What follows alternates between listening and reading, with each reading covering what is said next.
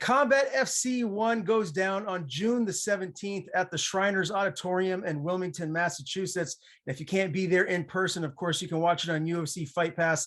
And right now I have Joe Cavallaro and Rick Caldwell on the show to help me break it all down. How you doing, gentlemen? Fantastic. How are you? I'm good, and I can't wait for this event. Obviously, there's a lot of fighters here and a lot of just the MMA fans in New England that are really excited about this. First, Joe, I just want to start with you because WFC was one of the premier promotions around from 2007 to 2011, and you had some pretty big names on your shows: John Jones, Calvin Cater, Parker Porter, amongst many others. So I just want to start there as to why you decided to walk away. And what was the decision for you to come back now? So I had originally I was doing real estate. I was doing the fights. Me and Rick were doing the fights, and then I had a real estate opportunity come up, and I did that. And then we were all set to do another show. We started talking about it, and then I found another opportunity. And then I said to Rick, we'll do it in a couple months. And then 10 years went by. So yeah, we planned on it 100 times. We kept saying we were going to do it, but it just never came to be. We had one scheduled right when the COVID happened. I had a show scheduled for June that year, and in March. Hi, Krystyne. And here is Krystyne Curtis. Krystyne, can you hear us? I can. Hi, everyone.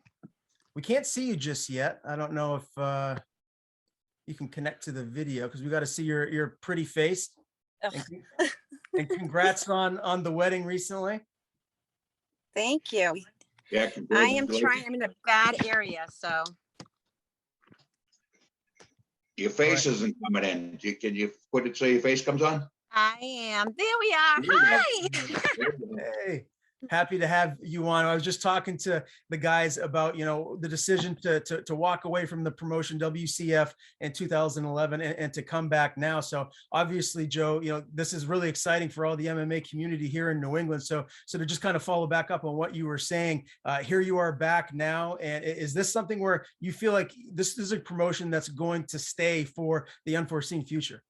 Without a doubt. I mean, like I said, we were threatening to do it over and over and over again. And it's something I have a passion for. Obviously, Krystyne's got a ton of experience with ammo, and Rick's was on. He's got 2 little boys, and he's married. He's got a full-time job, so it took a little convincing for him to break away the time to do it. And it's a lot. It's a lot of work. So I'm excited to be back. We're definitely going to be doing. We already have scheduled 3 events this year. We have October and then February, and then we're going to sit down with UFC Fight Pass and kind of go through what dates they're looking for. So it's a little tough because we need the venue to agree to the date, we need the boxing commission to agree to the date, and then we need Fight Pass to agree to the date. So it's a little bit of a juggling match. We had a couple other shows that were scheduled for the same night. They scheduled, we had ours scheduled, and then they scheduled theirs. And it was typically I would have just moved it to be out of courtesy, be courteous to them.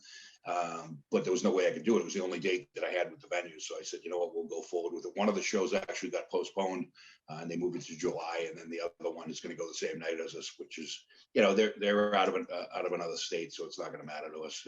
I think we draw from a different base of fans, and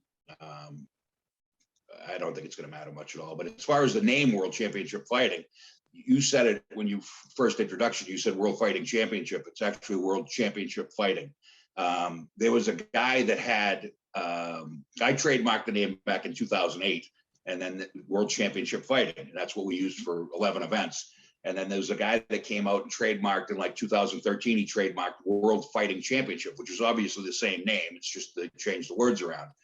So I called the trademark people. I sent them a letter and said, hey, there's a problem here. You guys gave a trademark to somebody with my name, and I already paid you to make sure that wouldn't happen.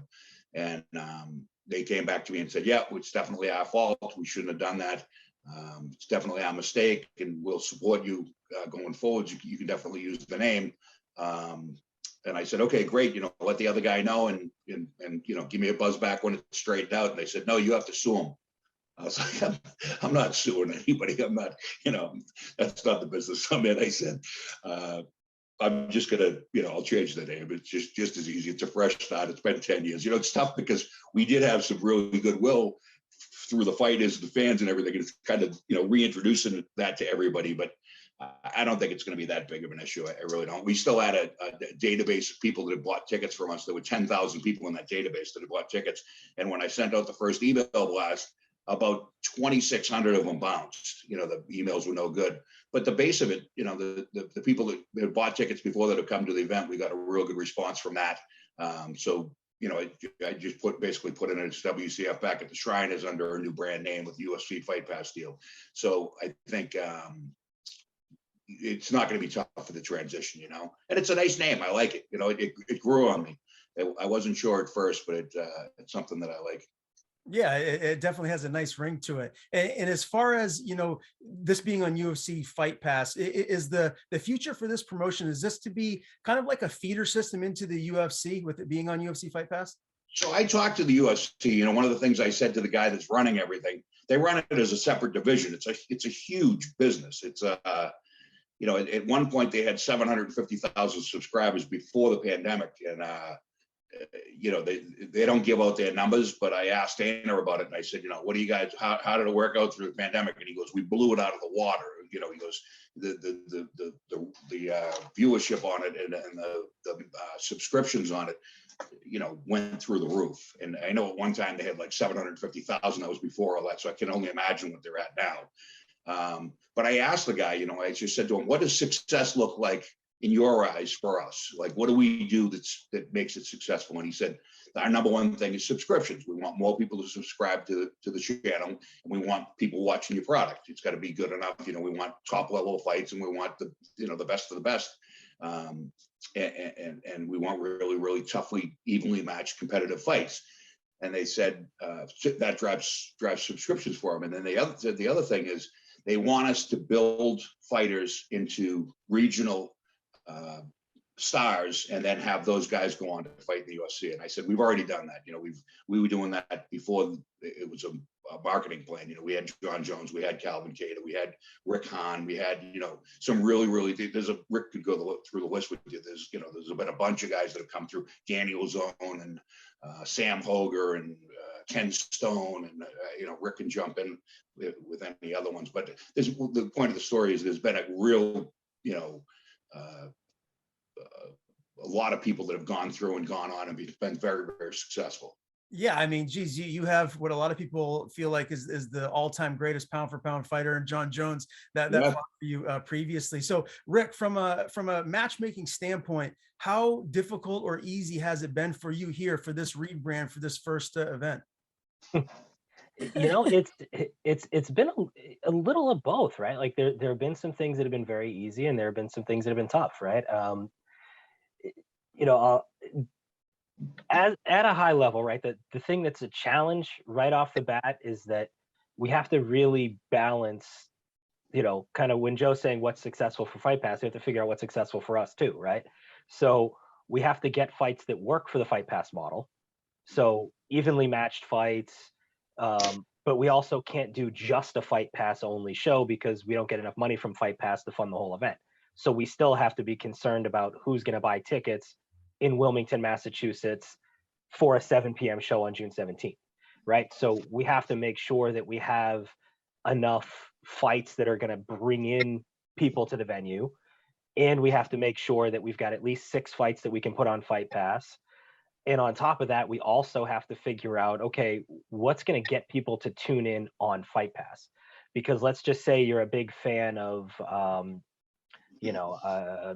of the guys fighting on the card. Let's say that you're a big fan of Rico DeShulo or Tim Karen or Sage Felipe, right? Like if you're a guy that wants to see those guys fight, you just go buy a ticket, you come in and watch them fight, right? So if we just matched a card that was good fights with popular local guys, again, we're meeting some of the piece of the pie, right? But then who's going to tune in on Fight Pass to watch those guys fight? Probably nobody, because guys on the other side of the country don't know some of these guys. So we had to make sure that, Rico DeShulo is fighting a popular guy from California. Tim Karen's fighting a popular guy from California, also from American Kickboxing Academy.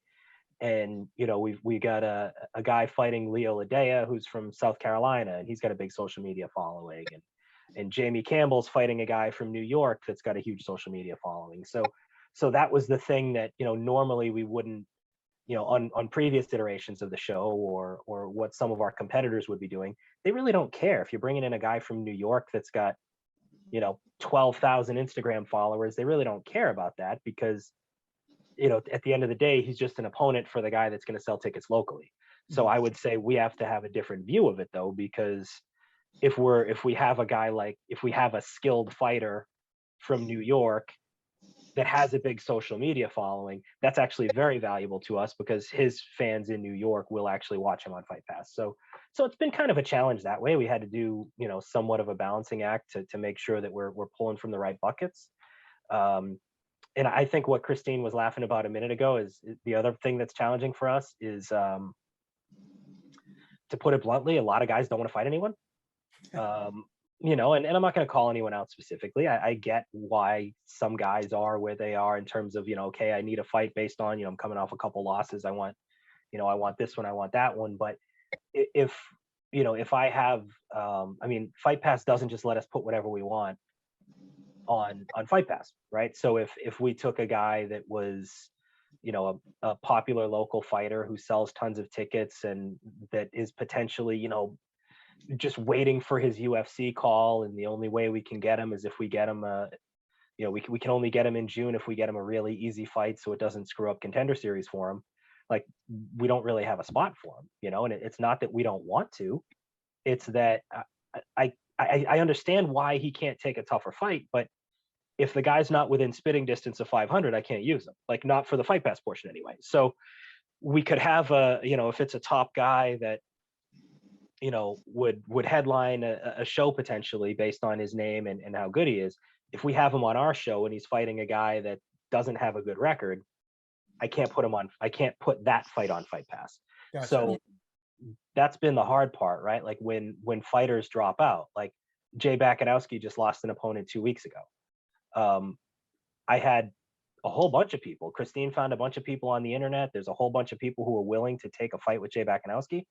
But then when we look at their records, it's like, okay, but I need a Fight Pass fight. I can't put, this guy here who's 2-5, who's willing to come in and take the fight and has got his medicals done.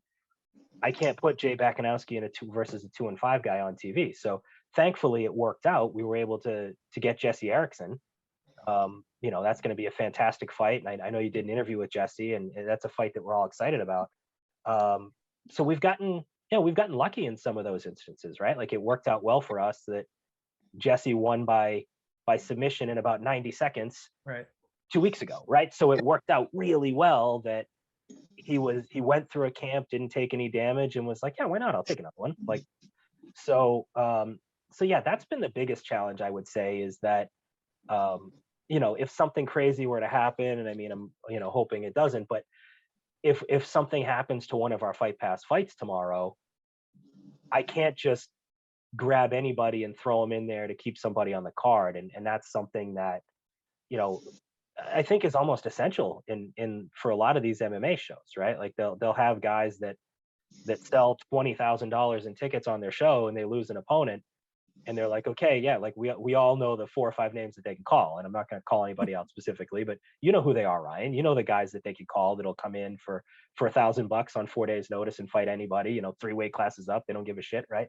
So that's something that we can't do. That we don't have that luxury. If we lose an opponent, a Fight Pass opponent today, we have to try to find someone with a record within spitting distance of 500, and obviously we want it to be better than 500, but worst case scenario, it's got to at least be close. So that's, that creates a unique challenge. And also when you're competing to get these fighters, if they're like, okay, do I want to fight for you or do I want to fight for someone else? Depending on where they are in their career or what they need right now, they'd say, you know what, I like Fight Pass is great. I would love to fight on Fight Pass, but I can't take a risky fight right now. If I'm coming off a couple losses, 2-3 losses, I'd love to be on Fight Pass, but I need a comeback fight. Again, I understand why that has to happen, I think it makes sense for you. That's what you should take. But I can't put you on Fight Pass with again, a 2-5 opponent that I mentioned a minute ago. Like I can't.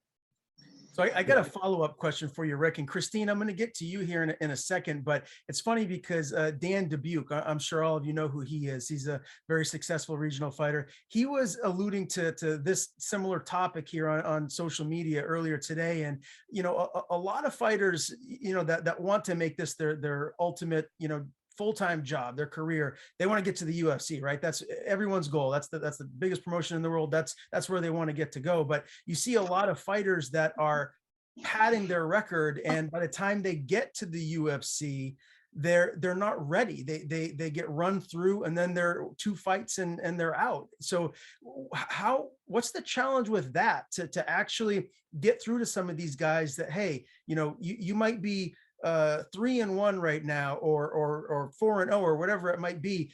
Take this tougher fight now to see where you're at, to see where your level's at. So by the time you get to 7-1 or 8-0 or whatever it may be, and Contender Series comes calling, you're going to actually be ready. Like, what's the challenges as far as that goes? Yeah. Yeah. I mean, It's sorry, go ahead, Rick. Krystyne. No, Well, I was okay, going to say, Ryan literally just said everything that I was going to talk about. Because that's exactly it. You see a lot of local guys who are so talented and they have potential, and they're taking fights that are just not good for them. And then, as we notice in seeing these guys go on to Contender Series, they're ended up taking really bad losses, some of them. And then it's almost like defeating, and they come home and they have to start all over, or they take their chance to go to UFC, and then again, they get everything handed to them in a way that they didn't expect. If they just take a fight that's challenging and start building their records in that way, I would rather take someone who takes challenging fights and move them forward than someone that's going to just take canned fights all the time just because to make them 5-1 or 5-0. I just think it doesn't really do justice for the fighter. And with Fight Pass being with us, I'm hoping that's going to help people start to see those things too, because we can't take fights if they are, like Rick said, at 500. They have to be at least at 500. So if we could be a stepping stone for them in that way, and maybe get them on Fight Pass and get them exposure, this will be good for everybody. But it's hard to get anyone to fight, pretty much an equal fight these days. Everyone's looking for that win instead of taking that challenge like it used to be years ago, when people would just go at it, and you could say, wow, this was really a great fight. And that's what we need, and that's what we're aiming for. So Yeah. one of the things I wanted to ask all of you to gauge where you're at with this. So everyone loves to have a belt to their collection, belt around their waist. And, if you're a regional champion or whatever promotion it is, that's a nice feather in your cap. What are your plans as far as, are you going to do like a tournament to distinguish who champions are, or are you not going to have champions at any point in the immediate future? So I'm going to jump in and answer that before Joe says no. Yes, we're going to put belts on people in the future. Yes. We've already talked about this. Yeah, Joe, it's something that Joe and I have gone back and forth on a few times. As far as the pros and cons, we're not getting. One thing that we're going to do though is, we're not going to have, like, I can't promise you when we're going to have them and how we're going to get there, but we're going to do it for fights that make sense. And for, like, I think on our previous promotion, we had two titles. We had 2 title fights on our previous promotion. We're not going to have a champion in every weight class just because we feel like we have to. If we've got some talented guys that again, I don't want to sound like a dickhead when I say that deserve to fight for a title, because everybody thinks they deserve to, right? But when we have some guys that are pretty obviously some of the best guys in the area, and they're taking a fight like that, like, yeah, that's the type of fight that we could do for a title. And I don't think we're not in a rush to have anyone hold our belt and put up vacant titles every couple months, like, because I do see a value in it, in addition to having, being motivating for the guys to get it. Ever since we got back into this, I've been paying attention to it more. It seems like every couple weeks I read, LFA champion so-and-so to make UFC debut, CFFC champion to make UFC debut. So I feel like, even on the Fight Pass card that when we send in the information to Fight Pass, they ask, is this a title fight? Is this a title fight? So I think they like title fights. And I think when they bring guys into the UFC, they like to be able to say that it came from one of their feeder system type shows. But yeah, it's something we have to talk about. And before we get on to the next thing, I do want to also answer the question you had a minute ago about how do you deal with the fighters who want the easy fights. I don't think it's the fighters. In many cases, it's their manager, and it's their manager saying, hey, all I got to do is get you 3 more wins. The UFC doesn't care who it's against. We'll get you 3 more easy ones. We'll get you on Contender Series. We'll roll the dice and see how it goes. If you're good enough to be there, you will. If you're not, at least you took your shot, and then you're at least a guy that was on Contender Series, and that makes you more marketable when I bring you to some of these other promotions. So, I mean, Joe Cav used to manage people. Joe, when you were managing guys, how tough were the local fights you gave your guys? Yeah, that's a good point. Like when we're managing, when you're on the management side, I manage guys too, right? When I was managing guys, yeah, it's like get them the thing that Chael Sonnen talks about a lot, that a lot of the other fighters are adopting. Get the easiest fight for the most money possible. Like that's the game that these guys are playing. Now that we're on the other side of it, it sucks. But we have to try to figure out how do we make it work? And the other side of it too is we don't need we don't need any one specific guy. If there's a fighter that feels like he's one fight away from getting a shot on Contender Series, he might be the best fighter in the area in his weight class, but we don't need him, right? Like there's no one fighter that, if you look at all the guys fighting locally right now, I'm sure if I were to ask you who are the top 3 guys, like who are the 3 biggest stars locally, I'm sure you could name some, but NEF does similar crowds every time they do a show, right? So whether they get one of their big stars or whether they don't, they still get a similar crowd. Cage Titan sells out his building every time he does a show, whether he's got his big stars or whether he doesn't, right? So I guess my point is, I don't think for any promotion, it's not just unique to us. Like we all can run a successful show without a specific guy, because there's hundreds of fighters locally that that we can put on the events. And if we have to choose, it goes both ways, right? If we're trying to fill up our show, do we want to put the guys on that are forcing us to get them an easy fight, or do we want to put the guys on that are willing to take a slightly tougher one? And that they don't all have to be life and death fights. They don't all have to be, geez, we have no idea who's going to win. I mean, there's a betting favorite in every fight, right? It's not like every single fight is truly 50-50, but if you fight a guy, I think that's one of the mistakes that a lot of the local guys are making, is they either want an easy fight or they want a hard one. They don't do any of those there's hundreds of guys in the middle that, you can find someone with a decent enough record that's, you should beat, and like you can take a fight with that guy versus the 1-12 guy, there's plenty of options that aren't, an 0-10 or something. Yeah, exactly. That aren't mismatches. So I think that's one thing that we always did different. If you look at the guys that fought on our shows in the past, even if it were the guys that had really good careers with us and fought on every show and won, Dan Bonnell's an example we use a lot.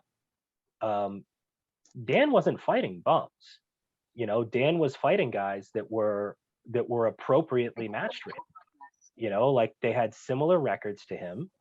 In some cases they had more experience than him, and he wasn't fighting guys that were he wasn't getting those 0-10 guys, right? Like, so I think you can take fights that are smart for your career and still have it be a guy with a winning record, and I think that's one thing that a good manager can do really well. I mean, I used to say years ago, Ryan Ciotoli was the best I've ever seen at it.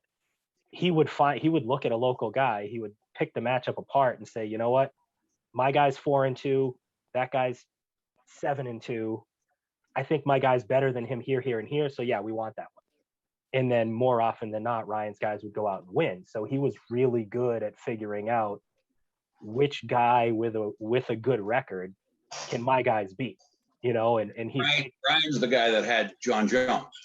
Yeah. You know, he came out of John Jones came out of Ryan's bomb squad up in New York.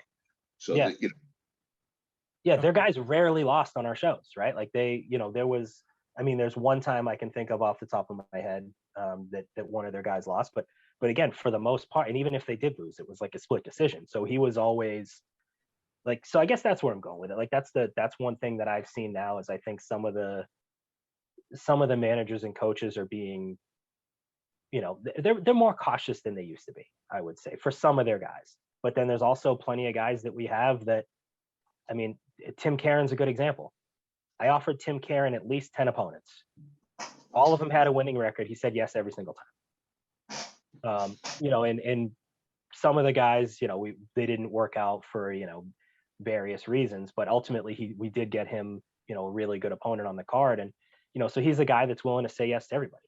And, you know, Rico's another one. We went to Rico with several different names and Rico said yes every time. And, you know, we landed on some pretty good opponents for them. So, yeah, it's an interesting time in local mixed martial arts, right? Like but I would say it's,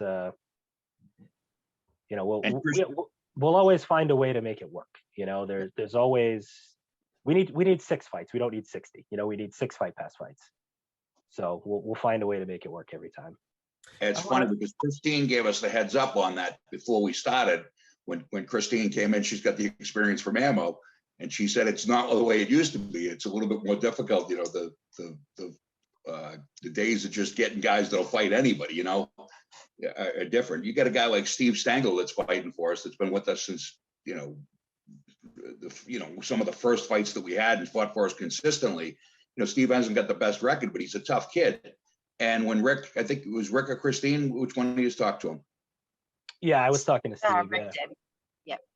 And what did he tell you? He'd fight in 3 different weight divisions, he said. Yeah. He said 170, 185, and then he's like, you know what? I'll fight at 205. Yeah, it doesn't matter. Yeah. But I would say just one thing quick about Steve before you finish up, Joe. We had him on all our shows before, and when he fought for us, he had like a 500 record. I think he went 3-3 or 3-4. Yeah. So again, when matched appropriately, he puts on exciting fights and he wins as often as he loses. But then you see so much of it in local MMA now where you know, if he's not a big ticket seller for you and he's not a big star for you, that he ends up getting, instead of being in with a guy that's on a similar level to him, they find, you know, the toughest guy that's a weight class up that sells 1 million tickets. So, you know, you see guys that are, you know, you either get the treatment of getting the, you know, the right opponent for you, or you are the right opponent, right? So you see guys go from 4-4 to 4-10 real quick because the only offers that they get are fights that are crazy hard, you know? So I don't think Steve is any, you know, I don't think he's lost a step. I think he's still that same guy that he was. And, you know, it's, I think it's just, you know, again, an unfortunate set of circumstances, right? Like if he ends up getting matched with the top, you know, he's consistently fighting the top prospect in the area, it's a tough way to make a living. Yeah. And he's the best. I mean, he's one of my favorite fighters that we've ever had. He's just the greatest guy in the world, and he's tough as hell. And he wins fights that he's not supposed to win. You know, he gets in there every once in a while and beats the guy that you know, you know, thinking on paper he's not going to do it. Then he comes out and pulls up the upset. So yeah, not just that, he gets his medicals in 5 minutes. Yeah, you go, all done. It's like, yay, you're the best. There's something to be said for that. Yeah, he was always, he was always great. He was all, you know, it's, we've already got fights that we've, you know, I haven't talked to him about it, but we've got you know, potential opponents for him for October. And, you know, again, there's some really good fights out there for him. And I think that's probably one thing that I think will, you know, it's one thing to say it, but we'll show people, right? I think that's one thing that you'll see on our cards is that, you know, there's not going to be nearly as many, you know, of those lopsided fights. We're going to have a lot of fights that with really exciting guys, and you can take guys that don't have the best records on the planet, and it can turn out to be a really good fight. And I think there's one on this card here that's, we've got two guys with boxing experience and two guys that want to stand in front of you and throw. Their records aren't amazing, but it's going to be an awesome fight, right? And you can do stuff like that. Like, not a, so instead of taking a guy with a bad record and trying to put him in with our top prospect, it's like, okay, let's find another guy with a similar skill set that's going to come up with an exciting fight here. So that's one thing that I think we did a good job of on this one. All right, so Krystyne, obviously I've known you for quite some time now, from your days at Ammo. What is your role now here with Combat FC? I'm co-matchmaker with Rick. We're working very good together. It's great because I know a lot of the newer people, and Rick knows a lot of the older people, and together we're just trying to figure it out. And it seems like it's going copacetically. And we're doing well. I mean, it's constant communication, which is important. I think we're doing a good job. So I'm really excited to be, with Joe and Rick and to see where this takes us. Well, this card really is rounding out very nicely. Rico DeSchulo, Gareth De La Cruz, that is your main event. Let's just start right there. This is a 140-pound catchweight bout. I know Rico, obviously he was on Dana White's Contender Series. Gareth De La Cruz, he's trained with the likes of Cub Swanson. He's a very well-rounded fighter himself. What kind of a matchup stylistically are you folks expecting to see in this one? So, I mean, these are two guys who have been around a long time, who are good at everything. So, this is probably a good example of two skilled mixed martial artists, right? I wouldn't say that either guy is considerably better on the ground or considerably better standing up. I mean, they're both very well-rounded fighters. They both can beat you in a variety of ways. So that's probably a good reason why it's our main event, right? It's I think Gareth on paper, I think his record's 7-3, but they said there's one that's missing from Tapology. So, he's got an 8-3 record. Rico's 10-2. Again, Rico was on Contender Series. Gareth was an alternate on one of the seasons of The Ultimate Fighter, Gladiator Challenge champion, right? So we've got two guys that have done very well for themselves, and both are good at everything. So it should be a really, really exciting fight. Do you feel like if Rico gets a win here, this could bring him back to Contender Series? How far away do you feel like he might be from getting another shot there? That's a good question. I don't know. I would say he's the guy that he fought has done very well in the UFC. I want to say that guy's got a record of either 4-1 or 5-1 in the UFC. It was something like that. So it's very possible that I think the UFC keeps a pretty long list of guys that in case break glass in case of emergency, right? So I would say if he keeps on winning and stays ready, it certainly doesn't hurt to have the management team that he has. So if something were to happen, someone gets I would say that the most likely path back for Rico is staying ready, and then someone at 135 pounds gets hurt and they need someone on a few weeks notice, and then he jumps in and gets his foot in the door. I think that's definitely a plausible scenario for him. We don't see too many guys go back to Contender Series multiple times, so I don't know. I don't know that he'd go back on Contender, but I could see him getting into the UFC if he continues to win and continue to stay busy. And again, that loss on Contender Series looks a lot better with his opponent, smashing people in the UFC. So, I could definitely see him getting in there if he keeps on winning. Now, Joe, you have the light heavyweight champion of the world, Glover Teixeira, doing the commentary here for this one. Is Dana White or Sean Shelby, Mick Maynard, is anyone else going to be running around on June the 18th here? Or 17th? I tell you what, I wish they were. I don't have them coming in. I'm trying to get Dana to come in and do a show, and it would have been great to have him for this one. But he had a conflict because he had the show the 18th with Calvin's headlining. So we couldn't get him in for that. But all the Fight Pass guys are going to be there, which is, great exposure for these guys. And I'm sure Sean and Mick will be watching. It's our first show, and I'm friends with both of them, so they'll be watching to see what we do. But with I'm doing everything I can to get Dana to come out and do one. The last time we brought him in was in 2008, when nobody even knew what the UFC was, and nobody had ever heard of Dana White, and he sold 4,000 tickets by himself. Everybody came to see, everybody that was in the mixed martial arts community came out to see him. And it got to a point where the chief of police told me to stop selling tickets, which is, it's a positive problem as far as I'm concerned.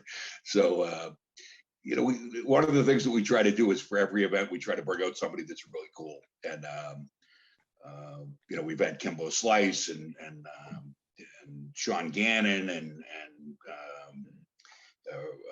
Rampage Jackson. Yeah, Rampage Jackson and Butterbean, which was a crowd favorite. John Jones has come out and done an appearance for us. Kenny Florian, Marcus Davis, Pat Cote, Ninja Hua. We've had some really cool guys come out over the years. Dana obviously, came out and did the show with us. The Tap Out crew came out and did a show with us. So we try to do something that's fun like that. And Glover is actually fighting the weekend before in the UFC for the light heavyweight championship of the world. He's the light heavyweight champ now, if anybody doesn't know, but he's going to come out. He's got one of his guys that he's cornering. So we're going to have him. We're not going to have him do the full commentary because he's got to corner his guy. But who I brought in for commentary, and this is, we haven't told anybody yet, is Randy Costa.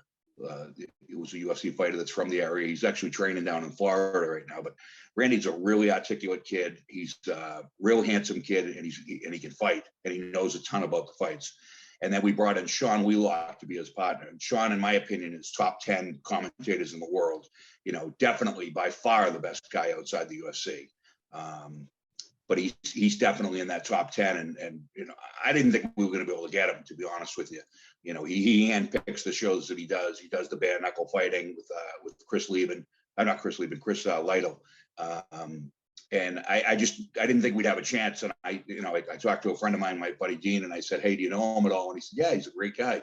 He said, "You might hit it off with him. Give him a call and see what he can do." And I called him. We hit it off. He turns out he's a big Marcus Davis fan, and I used to manage Marcus. And we got to talking, and he said, "I love Boston. I'd love to come out there." And I said, "Geez, we'd love to have you." I know it's kind of crazy to ask, but if you don't ask, you don't get. And he said, "You know what? I'd like it." He goes, "I'll come out and do it for you." He said, "I'll do all the shows unless I have a conflict with bare knuckle." So there's a guy that can make the fights, right? If you don't realize how important a commentator is until you get a bad one. When you're sitting down watching 2.5 hours of fights, and you get a guy that's tripping over himself, that can't carry a conversation, that doesn't know enough about the sport, or just is an awkward talker, it really ruins the show. But if you get a guy that's smooth, that's really, really good and very, very professional like Sean, he makes the entire show. And he tells a story. He does the background.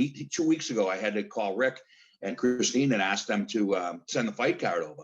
I was like, "Can you guys send me the fight card so I can send it to Sean?" Because Sean had asked, he said he wanted to start watching tape on all the fighters 2 weeks beforehand.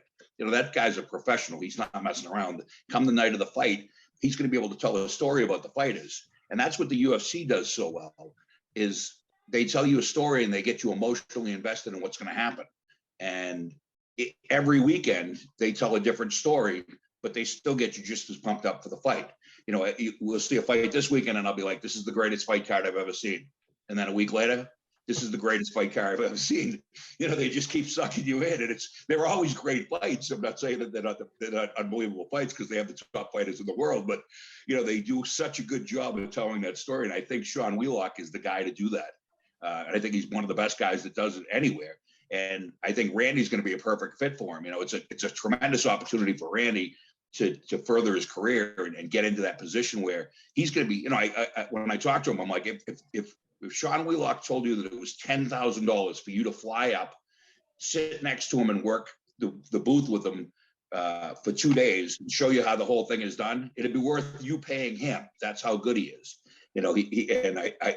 Randy's like, "I love it." He goes, "This is one of my dreams. One of the goals that I had is to become a commentator. When I leave the UFC, I want to be able to do something that, still in the sport when his days are done fighting, it's a great opportunity for him. And he's such an articulate kid, and he's got such a good way about him. He's funny, and he knows the fights. It's not like you're putting a guy in that doesn't know what's going on. So I'm really excited to use those guys. And then Glover's going to come in and do, like a guest commentary for us, just to come in on the side. Well, it seems like everything is working out well for this first event here, Combat FC1. Again, June the 17th at the Shriners Auditorium. What is the capacity? How many people can you fit in there? And what are the ticket sales at like right now? Are you close to being sold out? We're not close to being sold out. It's a big venue. It's 4,000 seats. We're not close to being sold out.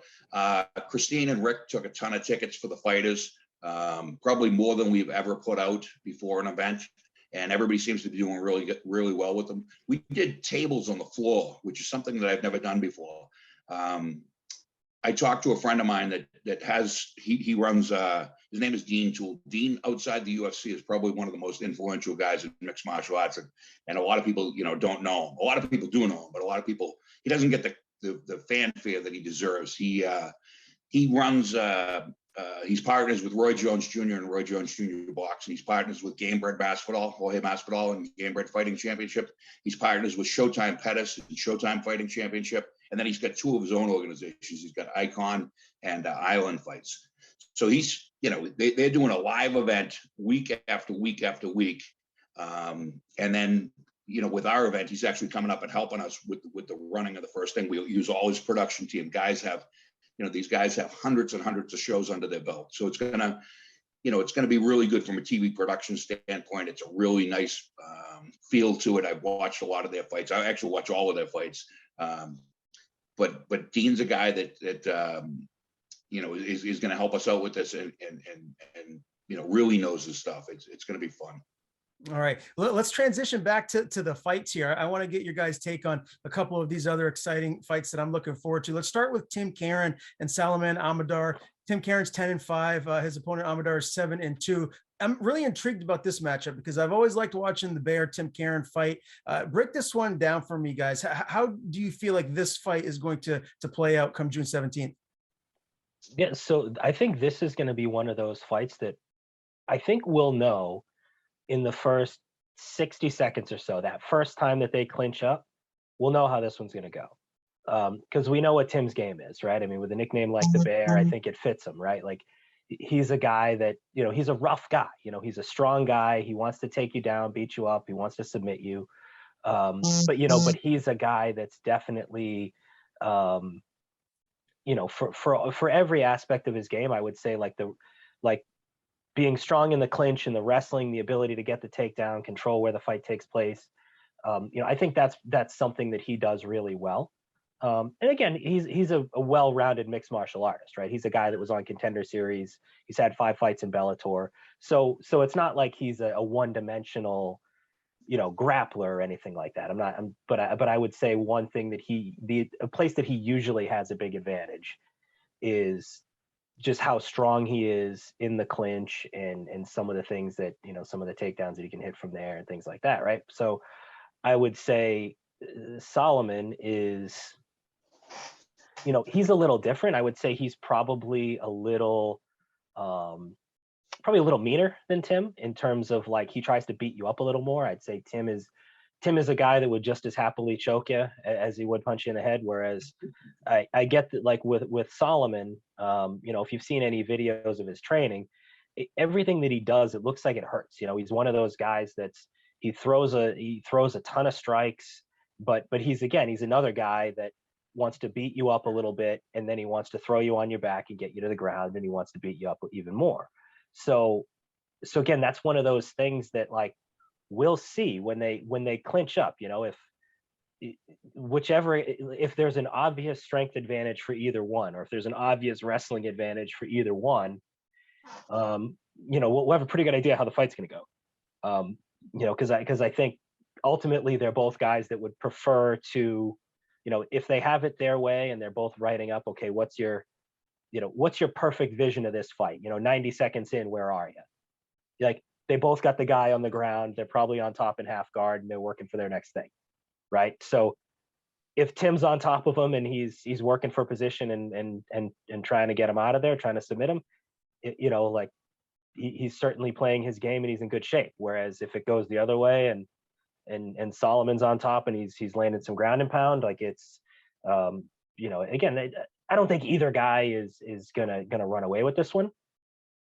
But if for anybody that's ever wrestled in the past, like there's that first moment where you clinch up with a guy and you go, okay, this guy's okay, I can push this guy around a little, or you're like, shit, okay, this is going to be harder than I thought. This guy's a lot stronger than me. Like whichever guy has that moment where they're like, oh no, like, we won't know until kind of that first time that they push each other up against the fence, where we kind of figure out who the bully in this fight's going to be, because they're both going to try to be the bully. Okay. They're both going to try to get the guy on his back and work their game. So yeah, it's going to be a good one. Again, unless it turns into a stand-up war, which very well could happen. Yeah. Yeah, their grappling chops could cancel one another out, and this could play out on the feet. You never really know. That is your co-main event, correct? Yes, sir. Okay. You guys alluded to Jesse Erickson stepping up on short notice earlier. He's taking on Jay Bakanowski. We know what Jesse wants to do. I mean, he's a wizard on the ground. He's a BJJ black belt. We saw what he did at NEF most recently, getting that round 1 submission of Matt Denning. Jay Bakanowski, he hasn't been quite as active as the Viking has lately. So is this a case where, we don't really know necessarily how much Jay's evolved since, earlier on in his career, or his most recent fight that he had? Do we know enough about him to know what kind of a fight this will be against Jesse? I think we got a pretty good idea. And this is one of those fights that, again, this is another one that I have no idea how it's going to go right now, but a minute or two in, we're going to have a pretty good idea, right? Like, so Jay's another guy similar to Solomon. He's just a rough guy.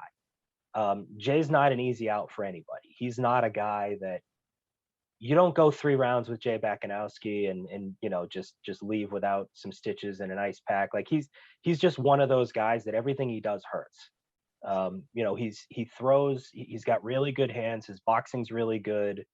His wrestling's good as well. His jiu-jitsu's good. So he's good everywhere, but he's definitely a guy that's going to try to beat you up a little bit.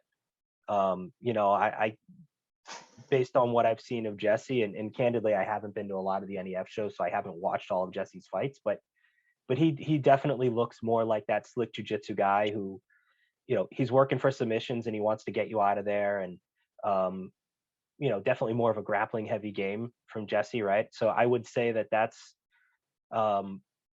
if Jesse wins this fight, he's going to catch him in some sort of submission. There's going to be something that Jesse submits him with. Whereas, if this turns into a boxing match for 3 rounds, I think that's a tough fight for Jesse to win. I think Jay's boxing's a bit better. And again, if it's a 3-round decision, all bets are off, right? I would say it could be something that either guy wins, but I can say it's, like I said, Jay's not a guy that you go 3 rounds with and come out of there unscathed. So that's I'm really excited about that fight. I'm psyched that he stepped up last minute to make it happen. When did you lose the fight? We lost the fight like a week and a half ago. Yeah. So it was, we lost it about a week and a half ago. And Jay's another one. Krystyne found about 7 different guys who were willing to fight Jay. And he's, you look at his record and okay, he's, we got a 4-3 155er. Everybody was accepting the fight. They'd accept the money, and then they'd go watch some video with their coach and they'd say, yeah, you know what? I mean, it's only, 3 weeks out, 4 weeks, let's go ahead and look at this one for the future. Because I mean, when you dig into his record a little bit, you look at some of the guys that he fought. I mean, he's got a knockout win over a guy named Louis Carapi. And I don't know if you remember Louis from years ago, but he was another one of those Sit Yat Tong guys that, they talked about him the way that they talked about Rob Font at the time. So Louis was one of those guys that was kind of tearing through the local scene and looked like he was going to be the next big thing. And, Jay's one of those guys that he's from a small gym. He doesn't have a manager that helps him get his fights. He's typically the guy, the tough guy that gets brought in to to fight other tough guys. Like he's usually the B-side guy that gets brought in. So I mean, he's fought guys like Nate Andrews and some other guys like that. So he wasn't brought in at CES to beat Louis Carapi. That was supposed to be a showcase fight for Louis. And Jay's just tough, man. He's super tough. So he was a really tough one to match, honestly. And when I was really happy that Jesse was willing to take the fight. And I gotta give a little credit to Dan Bonnell on this one. Dan was like, you gotta talk to, give Jesse a call. Jesse, he just won. He might be willing to take that, because this was when I was having one of my bad days where, talking to Joe and talking to Krystyne, like, why do we even do this shit? Like nobody, like it's impossible to match these guys. And we had someone for Jay, and then, the guy had to pull out. Like, God, this is so tough. And then, Dan was like, hey, give Jesse a call, see if he'll take it. And, sure enough, he was willing to do it. So I'm super happy for that fight. And again, I had no idea who was going to win. Nothing would shock me. If Jesse triangle chokes him in 90 seconds, it wouldn't shock me. If Jay stops him with punches in 90 seconds, wouldn't shock me either. Or if it's a 3-round decision, totally within the realm of possibility. I have absolutely no idea who's going to win that fight. So that fight's going to be at 160 pounds. It was originally supposed to be at 155 when I interviewed Jesse. He said, give me that little extra 5-pound buffer. I'm taking this on short notice. So I want to move up 10 pounds to 170 pounds and talk about Pat Casey versus Steven Stengel. And Krystyne, as well as anybody how well the Casey crew travels. My God, at that last ammo event, the place just went bananas for his cousin Brett. Yeah. He came out. I mean, I was looking around thinking that there was going to be a riot. There was just so much energy in that building. Can you just talk a little bit about the importance of this fight for Pat Casey? Because he's 8-5 now. And when he first started as a pro, this is a guy that seemed like he looked the part, like he was on the fast track to maybe make it to the UFC or Bellator, like one of those top promotions. So this is a very, very important fight for his career to win. Oh, we just lost her. Okay, well, Rick, maybe you can talk a little bit about that, or you, Joe. This is a must win for Pat Casey. I know he wants to take it to that next level. So could you just talk about the importance of this one for Pat against Steven Stengel? Yeah, I mean, I think it's a huge one for Pat, right? Because he's been one of those guys that he's been a little up and down, right? I mean, he's taken some really tough fights. So this is definitely, I mean, I'm sure he's viewing this as kind of a get right fight. He's just coming off that loss to Armis Guyton. And, but he's not an older guy who's looking to take one more fight and then stop doing this. He's a guy that's still actively looking to take big fights and looking to make a run at this. So I'm looking at his social media posts and, everybody that he's talking to, he's telling everyone that'll listen that this is going to be a quick one.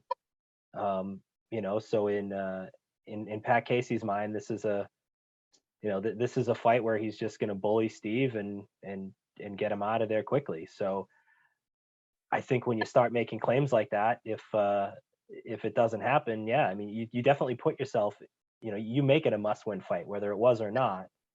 If you're telling everybody that'll listen and you're doing interviews, telling people that this thing's not gonna last very long, yeah, you better make sure that happens, right? Like this. So I'd say he kind of made it a must-win for himself. But yeah, he's a guy that I think he's still young enough and he's talented enough that he's got a lot left in the tank, right? Like, I think he's going to take a lot more fights, win or lose. It'll certainly be a faster path back to bigger fights if he goes out there and throws Steve on his head and pounds him out in 45 seconds. I think that jumps him right back into getting a bigger fight somewhere, or he's one that he's taken a lot of fights on bigger shows too. He's had some Bellator fights, and I don't know. I think he's a talented guy that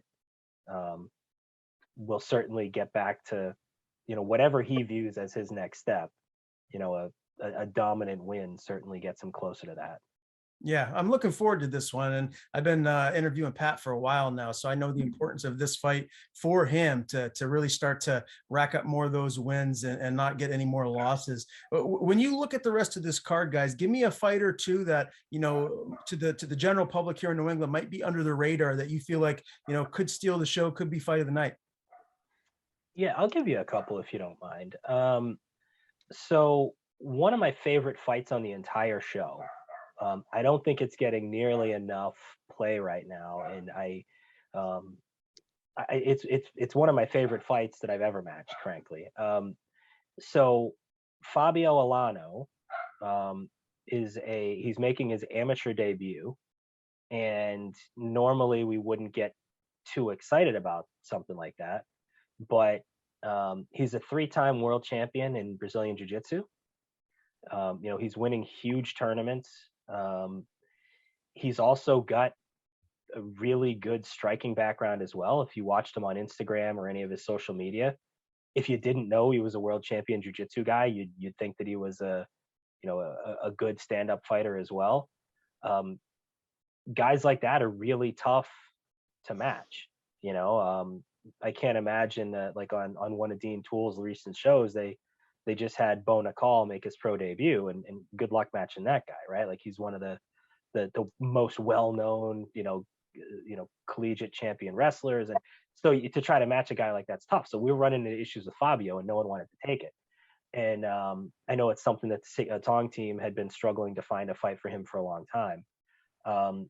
And not only did we find someone to take it, we found a guy who's really, really good. And frankly, I'm shocked he's still fighting amateur. So he's going to be fighting Lee McHugh.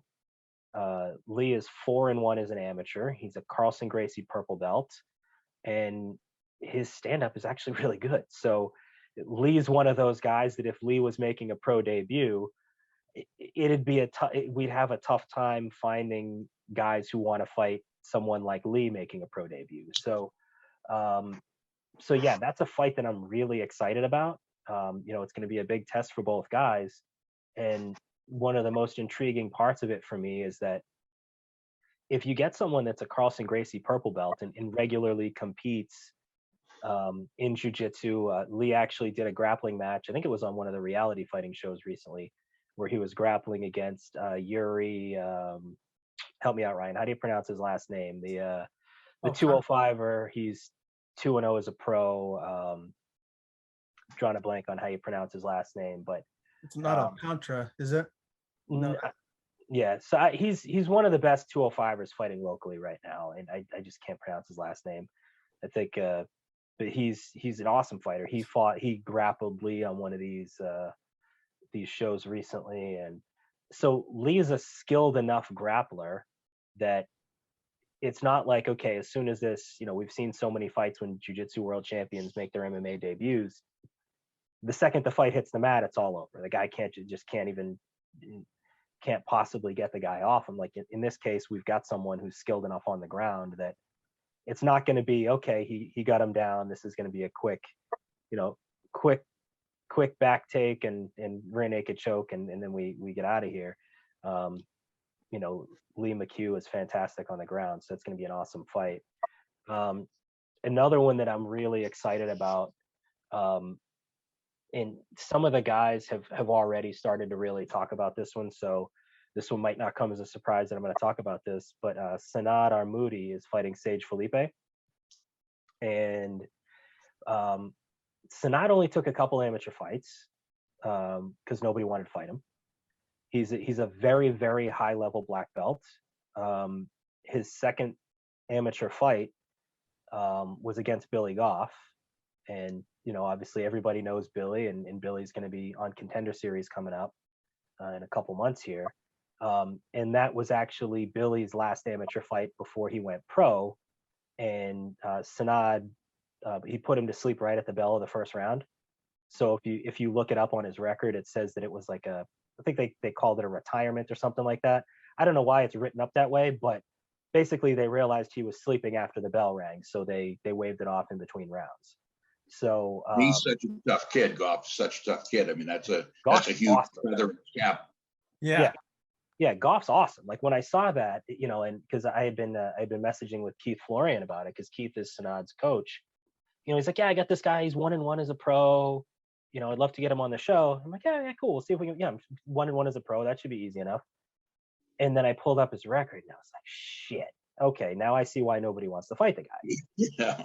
You know, his one loss as a pro was to a guy that's got like 30 pro fights. He's got a winning record. And, you know, and he was 2-0 amateur and he beat Billy, right? So it was, all right, that's going to be a tough one. And then, you know, Krystyne, I wish she was still on the call, because she went out and found Sage. You know, Sage is super tough, and he's a guy that was, he was a very, like, he was a top prospect coming out of the amateurs. He had a really good amateur career, and he takes the toughest fights as a pro. Like if you look at his record, his 2 losses, both of those guys are still undefeated. So, you know, he's not doing himself any favors with the fights he's accepting, right? Like everybody that he fights is super tough. So yeah, this is one of those fights that, you know, both of these guys, you know, regardless of how the fight goes, I think they're both going to have successful pro careers. You know, I think we're going to see both of these guys fighting for a long time. And I think, you know, we're going to see big things from them in the future, but it'll be interesting to see. I don't know how this fight's going to play out. They're both really good everywhere, but I would say, you know, Sage definitely has the advantage in the stand up, but Sanad's stand up is good enough that it's not going to be, you know, a complete, you know, walkthrough in the stand up, and, you know, vice versa. I mean, on the ground, Sanad's clearly got an advantage on the ground, but Sage is good enough on the ground that it's not like, okay, if Sanad gets him down, this thing's over in a couple seconds here. So they're both well-rounded fighters, and you know, they're both guys that you don't have a ton of people lining up to fight either of them. Mhm. You know, they're like, Sage is a guy that's tough to match. Sanad's a guy that's tough to match. So yeah, I was really excited to get this fight, and I have no idea how it's going to go. Absolutely no clue. Well, I can't wait. This is just one of the many fights that's going down on June the 17th at the Shriners Auditorium in Wilmington, Massachusetts. And as I said earlier, if you can't be there in person, make sure you tune in on UFC Fight Pass for Combat FC 1. We're running short on time again, guys, so I think it's best we sign off. But I wanted to thank all 3 of you for your time today. Before I do close out the show, I just want to give the floor to any of you guys to plug whatever you want. I tell people where to go to get tickets. If there's a website there that you know, you're posting a lot of information on, tell them where to go to find that. But just give the floor to you guys, and let people know where to go and find out about this great event. Well, you can follow us on social media. It's combatfc.tv. I think across all the platforms. I think it's the same handle, combatfc.tv. And if you need tickets, you can go directly to tix.com. It's tix.com, and just put in Combat FC, and it'll come right up. And the tickets range from $55 for general admission all the way to $250 for the cage side seats. We did tables this event, which is a great way to see the fights. You know, it's a nice way to sit with your friends and still be able to talk to everybody instead of sitting in a row. You know, you can talk in between the fights and hang out and socialize and drink beer, and it's going to be fun. We're really excited about it. I think, you know, we got a perfect team, and you know, between Rick and Krystyne, they matched an incredible card. And you know, if you've never been to a fight, especially at the Shriners, it's a great venue. There's all free parking. It's right off the highway on 93. It's 13 miles north of Boston, and just under the, you know, New Hampshire border. So come down, check it out. It's going to be a good event. And Ryan, I really appreciate your help. I appreciate your help getting the word out. My pleasure. My pleasure. Do you have anything to say, Rick or Krystyne, before we sign off? No, I'm good. Buy tickets. Yeah, exactly. Come on, Yeah. to the show, buy tickets. Tell your friends about us. Come and check it out. Yes. It's gonna be awesome. Absolutely. Well, again, Combat FC 1, June the 17th, Shriners Auditorium, Wilmington, Mass, and on UFC Fight Pass. Thank you, guys. I really appreciate the time, and hopefully we can do this again before Combat FC 2. Nice. Thank you, Ryan. Thank you, Ryan.